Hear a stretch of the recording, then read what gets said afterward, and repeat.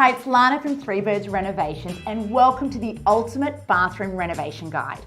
We're going to renovate this old dated bathroom into something fresh and fabulous, and we're going to show you every single step of the process so you can learn how to do it in your home. Now, bathroom renovations can be a real torture test, not only for your design skills, but also your project management skills. The process involves so many specialist trades, all working in a small space and needing to meet some really specific requirements, like waterproofing, electrical regulations, and laying intricate tile patterns. Everything has to happen in a particular order, and if you don't, you could lose money, time, and the bathroom of your dreams. But don't worry, that's not going to happen because we're going to step you through the whole reno process right now. First things first, the design phase. You want to create a vision board and explore colours and layout of the space. Having a proper vision board is so important because you need to know what you're working towards. It will keep you on track for all the design decisions you're going to make. Now, it's really important you confirm the exact size of your bathroom and sketch up some potential layouts to scale. You can do this with a pencil and paper or use some great technology like the Reese Imagined 3D Planner. Like seriously, how did we ever renovate bathrooms without this? You can totally create your entire space and check the scale of all your items, make sure it fits and get a glimpse of what your future bathroom is going to look like. Now, while Ez sorts out the measurements, which she's fabulous at, I'm going to have a little bit of a chat to you about when you walk into your bathroom, what do you want to see? And you want that wow moment. So in this one, it's going to be the bath, and it's actually going to be this big shower wall that is going to frame the shower and the bath. But in order to do that, at the moment you walk into this bathroom and all you kind of see is this wall this way. You see here, but we need to pull this back so you get the full visual. So now is the time to choose your tiles. But don't buy them yet. First of all, get some samples. Show them to your tiler, check they're going to work, and also find out the lead times on them before you place the order. We've decided on the final layout for the bathroom, and the next stage is the electrical plan. Once you've got your dream electrical plan, it is super important to check in with your electrician to make sure everything's being placed safely and abiding by the laws. Now that we've got a list of all the fixtures and fittings we want to use in the space, and you've checked everything with the Reese 3D floor planner to make sure it all works perfectly with the scale of the bathroom, we will be sharing all these product choices in our brief to the builder, plumber, tiler, and electrician. Depending on the magnitude of your bathroom reno, you'll likely need to demolish parts, if not all, of your existing bathroom. Before doing this, you must have the material behind your walls tested by a qualified professional to determine if there is any asbestos present. If there is, it will need to be removed by a licensed asbestos removalist.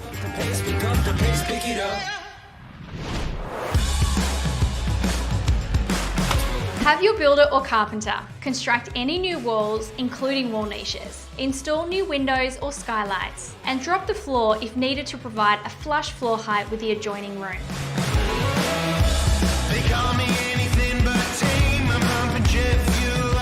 Meet with your plumber and tiler together on site to discuss the layout details. This includes every fixture, fitting, where the floor will fall to waste, what waste types you'll be using, and your desired tile layout.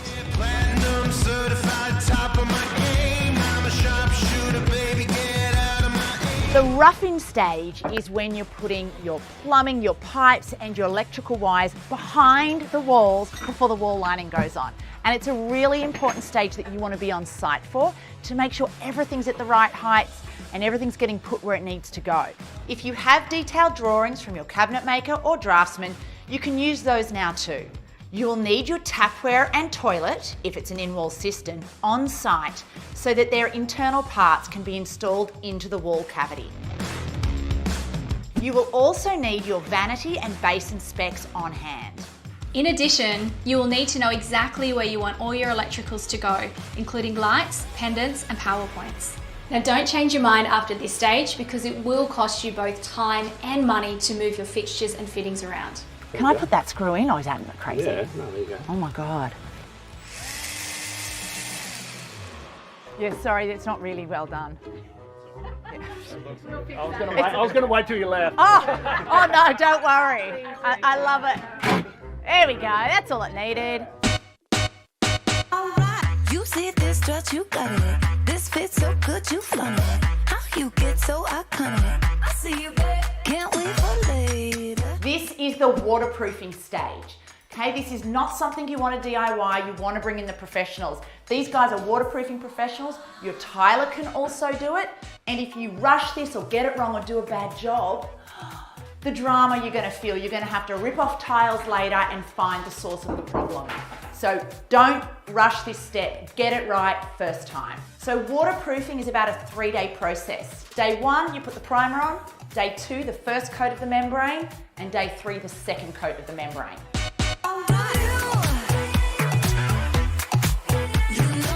Your tiler will screed the floor. That's the sand and cement bed that needs to be installed prior to tiling.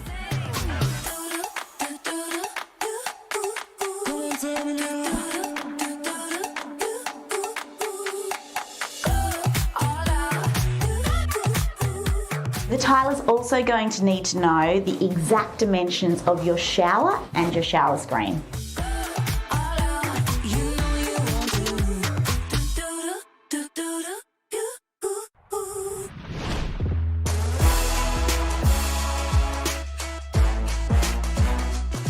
Instead of a glass shower screen for the shower recess over here, we've gone with a fixed wall. It's a real feature of this bathroom. But if you were going with your typical glass shower screen, now is the time to get your glazier out. The minute you finish your tiling and grouting, you are ready to get them out to measure. When your glazier is out measuring up, it's really important to confirm what hardware and if you're having them hinges that you need. The color and the style can really impact the final look of your bathroom.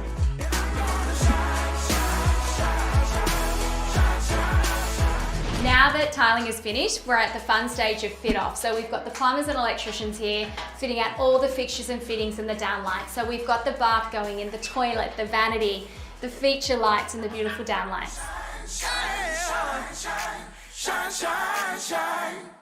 Now don't forget to ask your plumber, waterproofer, glazier if you use them, electrician, for certificates certifying their work.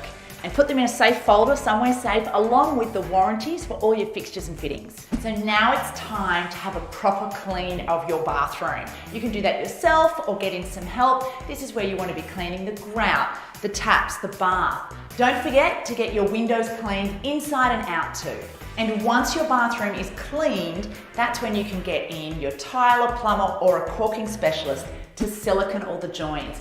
So you can see here the gaps up the top there to the ceiling, that needs silicone put in it, but you have to wait till your bathroom is clean, then you do that job.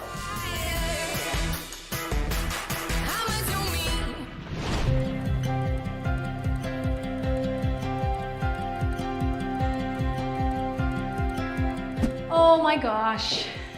This is the first time I'm seeing this bathroom styled. I know when Bon has finished styling a space because I can smell it. I can smell her signature scent with these beautiful Okoye candles. Bon's styling is not just beautiful, it's very clever. I have noticed that the gorgeous peekapoo toilet paper here, the wrapping is matching the artwork in the other corner of the room. Now that's pulling the room together. Who would have thought you could do that with toilet paper?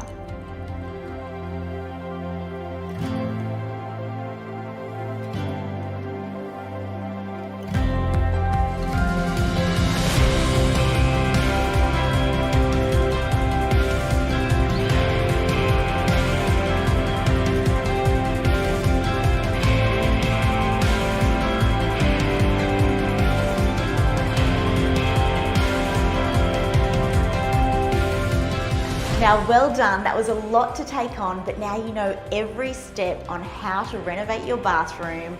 You've gotten through the hard stuff. Now we're on to the good stuff, which is the sitting in that bath and having a glass of wine.